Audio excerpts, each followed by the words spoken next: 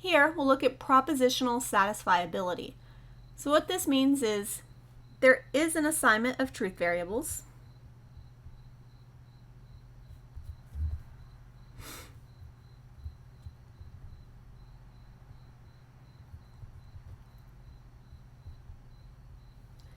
That make it true. Truth values to variables to make it true.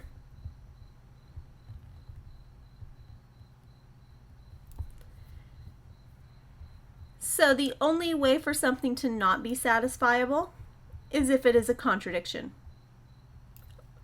We don't need it to be a tautology. We don't need it to always be true. We just need it to be true in at least one case.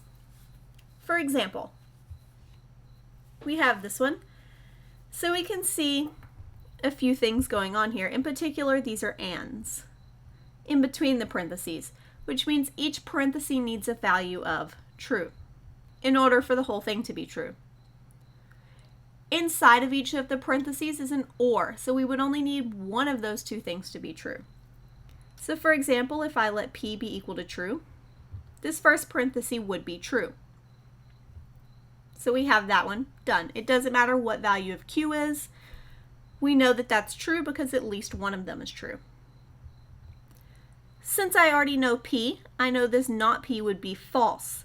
Therefore, I need R to also be true in order to make this parenthesis work. Since R is true, not R would be false. So to make the middle parenthesis work, I would need Q to be true. So there is an assignment of truth variables, all of them true. This would have also worked if we made all of them false. So it doesn't have to be unique. We just need at least one to exist. Here, once again, we have an and, so I need each parenthesis to be true. Since these are ors, I only need one thing inside of them to be true. For the first one, let's pick it to be P. That means this term right here, this not P, will be false. So I need at least one of these terms in the right parenthesis to be true.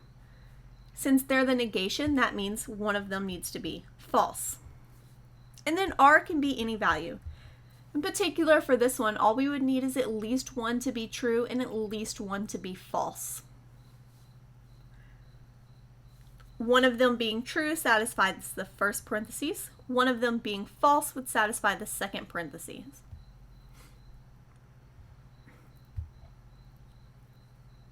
Now let's look at this one. Once again, we see lots of ands, so we need different things to be all true. The first parenthesis, let's let P be equal to true. This means not Q, or this means this parenthesis here, this not P would need to be false, so R would have to be true.